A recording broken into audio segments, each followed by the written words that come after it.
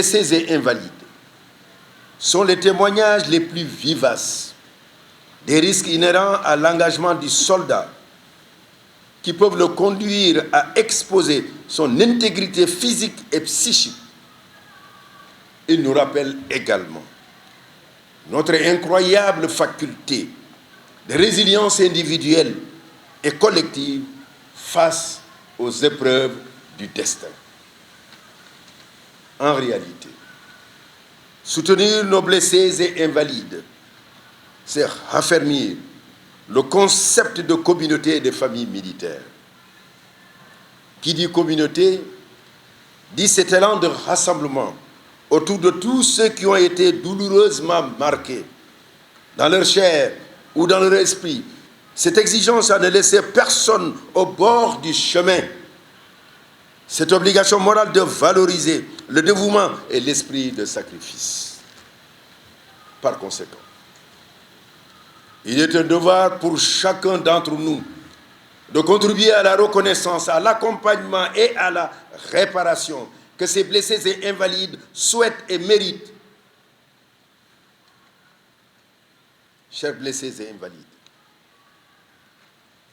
l'occurrence de cette cérémonie m'offre l'opportunité de vous réaffirmer le soutien de l'État et des armées.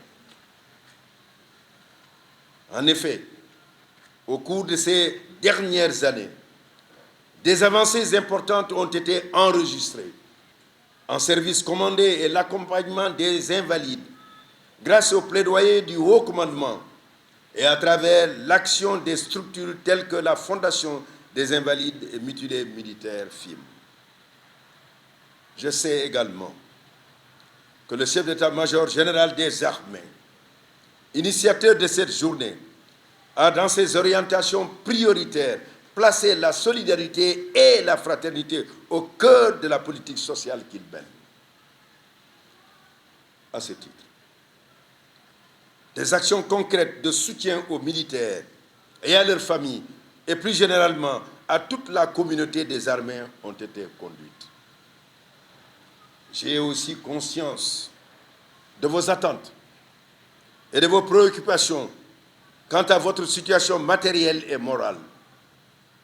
Je peux vous assurer ici qu'elles sont prises en compte et que vous pouvez compter sur l'accompagnement et le soutien constant du ministère des Forces armées et du Haut Commandement. Je suis heureux de vous annoncer l'ouverture au courant du premier trimestre de l'année 2020 d'un lieu symbole qui accueillera les invalides. Le président Macky Sall, chef suprême des armées, a dénommé ce haut lieu de solidarité de nos armées Cœur Djambari. Cette infrastructure aura pour vocation d'accueillir de manière temporaire, avec l'approbation des familles, certains des militaires dont la mobilité et l'autonomie ont été fortement réduites. Cela permettra de soulager les familles et de mettre les militaires blessés et invalides dans un environnement qui leur permettra un meilleur épanouissement physique et psychologique.